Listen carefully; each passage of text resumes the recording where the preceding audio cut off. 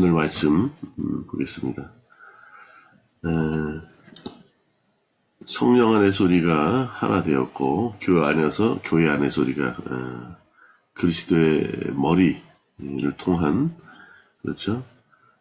각 마디가 통하여 도움을 받고 연결되어서 결합되어 그 몸이 주님 안에 사랑 안에서 스스로 세워져 간다. 그래서 이제는 과거에 그렇죠. 감각 없이 살던 방황하며 방탕하며 살았던 그 삶이 이제는 그렇죠. 옛사람이 되었단 말이에요.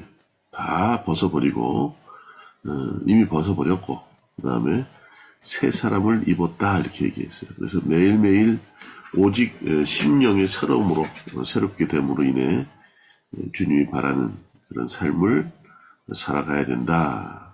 쉽지는 않지만 주님께서 강력한 힘에 의해서 그분의 언약과 약속, 영광과 좋은 기에 함께 참여하기 위한 그렇죠. 마지막 목표 지점까지 늘 이끌어 주시고 또 저희를 위로하시고 또 권면하시면서 결국 그곳에 이르게 할 것이다 하면서 오늘 다시 한번 또 구체적으로 자 그렇다면 하나님을 본받는 삶 어떤 생활을 해야 되느냐. 오늘 핵심은 이웃이라는 말이 딱 들어와요. 25절에. 그런즉 거짓을 버리고 각각 그 이웃과 더불어 참된 것을 말하라. 이는 우리가 서로 지체가 된다. 이렇게 얘기해요. 그러면서 26절부터 쭉 그렇죠. 세상에서 그들이 뭐 세상에서 이렇게 살죠. 또 믿는 사람들도 마찬가지로 이런 여러 가지 사항을 쭉 나열하면서 그렇죠. 아주 실천적인 구체적인 것들을 쫙 나열하면서 이런 것들을 좀 자제해야 되고 버려야 된다. 그러면서 마지막에 서로 친절하게 하며 불쌍히 여기며 서로 용서하기를 하나님이 그리스도 안에서 우리를 용서하심과 같이 하라 이렇게 얘기해요. 예. 우리의 신앙생활은 하나님을 향한 또 다시 말하면 또 이웃을 향한 어떤 그러한 나타나며 또 우리 안에 있는 그렇죠 깊이 있는 것이 보여지는 것이 사실이에요. 우리는 사회적 동물입니다. 그렇죠? 그렇다면 알게 모르게 신자든 불신자든 우리의 행동과 어떤 모든 삶의 패턴들이 어떤 대상을 향해서 갈 수밖에 없고 또 대상들이 바라볼 수밖에 없어요. 그렇죠? 오늘 26절부터 쭉 나열한 것이 분을 내어도 죄를 짓지 말며 해가 지도록 분을 품지 말라 뭐 이런 말씀 또 마귀에게 어떤 틈을 주지 말라. 다시 말하면 우리가 마귀에게 우리의 약점과 우리 안에 있는 뭐 그렇죠 여러 가지 탐심도 약점일 것이고 우리의 부족도 약점일 것이고 다시 말하면 하나님과의 관계를 늘 그렇죠 멀어지게 한다. 이런 행동들이 쭉 나오는 도둑질하는 거, 그렇죠? 그다음에 더러운 말을 입 밖에 내는 거, 또 성령을 근심케 하는 것, 악의와 악독과 뭐 다 지금 뭐 나열하기 힘들 정도의 그렇죠 이런 더러운 것들, 새 사람이 되어서 함께 할 수 없는 것들. 하나님은 멀리 하시는 것들, 이런 것들 때문에, 이런 것들을 오늘 얘기를 하는 겁니다. 이런 것들 때문에, 결국, 우리가 삶을 살아가는 어떤 삶 가운데 만나는 사람들, 신자가 됐든 불신자가 됐든, 이런 이유로 그들에게 좋게든 나쁘게든 영향을 미친다는 거예요. 그래서 오늘 이웃이라는 말이 굉장히 중요한데, 우리가 서로 함께 된 지체라는 거예요. 이 세상을 살아가는데, 신자가 있을 것이고 불신자가 있지만 그렇죠 교회 내에서 한 지체 세상을 살아나가는 데 있어서는 또 우리가 삶을 살아가는 어떤 그렇죠 보여지는 나타나는 또 우리를 바라보는 대상이 될 수 있다. 그래서 그 이웃이 얼마나 중요한지 얘기를 하면서 거짓을 버리고 그렇죠 우리가 또 그렇게 많이 하잖아요. 믿지 않는다는 이유로 또 나는 믿는다는 이유로 세상 사람들보다 더 못한 그렇죠 나쁜 짓을 할 수도 있어요. 그런데 그들에게는 어떻게 해요? 거짓된 모습을 보이죠. 나는 믿는 사람이고 거룩하다. 나는 그렇게 안 해. 뭐 이런 거짓을 버리고 참된 것을 말하라는 거예요. 정말로 내 중심이 주님을 바라보고 있는지, 내가 바라는 것이 내 욕심은 아닌지, 그렇죠? 이게 오늘 가장 핵심적인 말이에요. 네가 정말 이웃을 서로 지체로 여기고 살아간다면 이웃과 더불어 참된 것을 말하라. 이는 우리가 서로 지체됨이라는 거예요.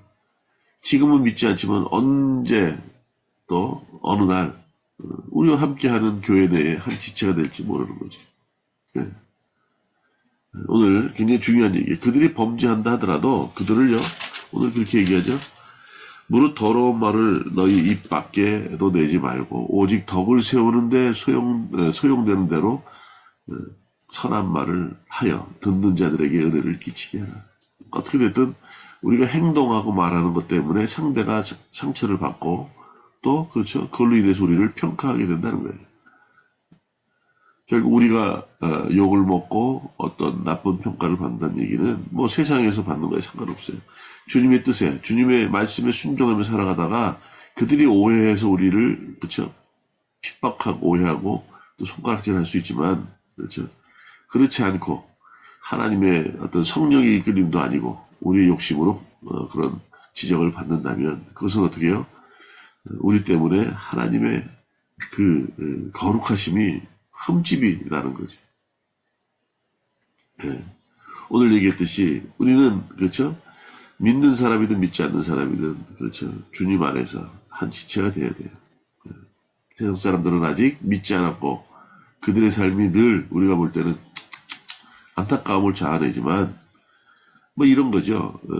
교회 내에서도 한 지체, 다시 말하면 우리 몸이, 머리가 그리스도라고 말씀하시고 몸의 지체가 각 손과 발과 여러 가지 장기가 될 수 있어요. 그렇죠. 손이 부러졌어요. 손이 부러지면 이거를 뭐 빼서 새로운 걸로 갈아 끼나요? 그렇지 않아요. 부러진 것을 자리 잡고 회복시켜서 기부스라는 걸 합니다. 그렇죠. 기부스를 하면 뭐 간단하게 기부스하는 거야 괜찮지만 이게 움직여서는 안 될 상황이 돼버리면 이 기부스를 하고, 그렇죠, 이걸 얻다가 지지하죠. 예, 끈으로 묶어서 목에다 지지해요. 그러면 목은 무슨 죄가 있어요? 그렇죠? 또 손이 없어, 오른손이 없으면 글도 못 쓰고 밥 먹기 불편하고, 그렇죠? 그래서 어떻게 해요? 하나의 지체가 되어서, 하나가 되어서, 그렇죠, 그 불편함을 감수하는 거예요. 목도. 오늘 그 얘기를 하는 겁니다. 이웃들이 잘못되어지고 지금 예수님을 모르고 감각 없는 자처럼, 믿는 자도 감각 없는 자처럼 살고 세상에 정말로 믿지 않는 이방인들 방황하며 방탕하는 삶을 산다면 그렇죠? 그들의 삶을, 또 믿는 사람들도 마찬가지고 그들의 삶을 바로잡으라는 거예요. 다시 말하면 부러진 팔을 빼버리고 새로운 팔로 갈아 낀다는 게 아니라 어떻게 해요? 새롭게 회복을 시키라는 거예요. 그리고 불편함에 처해 있다면 어떻게 해요? 갈라디아서 6장 1절부터 5절에 말씀하듯이 짐을 서로 지어주라. 이렇게. 그리스도의 법을 그게 성취하는 거다. 이렇게. 아름다운 연합을 이루는 거다. 이렇게 얘기하는 거죠. 오늘 본문의 말씀처럼, 그렇죠, 믿는다 하면서 26절부터 그렇죠, 31절까지 이런 삶의 모습을 보인다면 하나님의 큰 계명이 뭐예요? 하나님을 사랑하고 그분을 사랑하는 내 몸같이 이웃을 사랑하라는 얘기인데, 그렇죠?